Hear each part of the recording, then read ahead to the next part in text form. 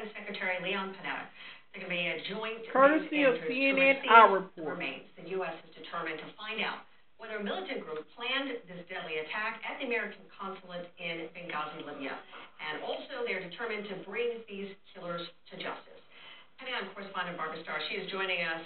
Barbara, first of all, we do know that there have been arrests made, at least 4 people who are being detained. Do we know anything about them, and how is the United States, the Pentagon, and the military involved in this investigation? Well, a full-blown investigation underway now, Suzanne.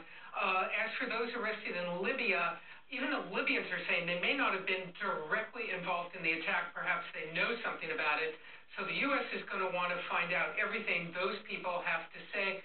But the investigation underway also here across the U.S. government agencies. CIA Director David Petraeus on Capitol Hill this morning briefing Congress about some of the latest developments.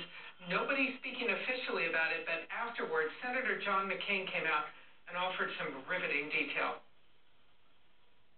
I know very well that there were demonstrations, that there was a group of either Al-Qaeda or some radical Islamists who, about 15 of them, armed with RPGs and other lethal weapons, seized this opportunity to attack our consulate.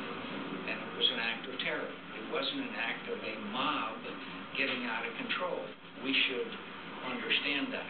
This was a calculated act of terror on the part of a small group of jihadists, not a mob that somehow attacked and sacked our embassy.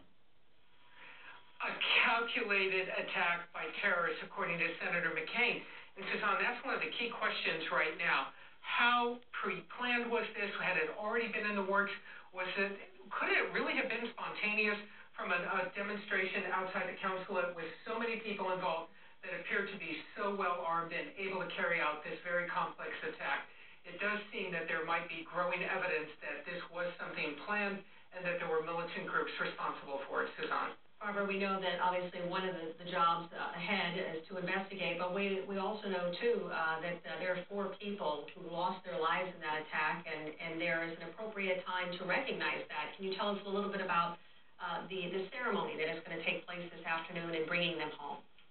Well, it will be something very much with the families in mind, Suzanne.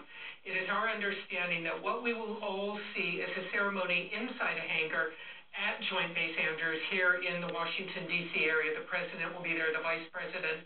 The families will be there, but there will be no photography of the families who are obviously very much grieving for their loved ones. Their privacy will be respected completely.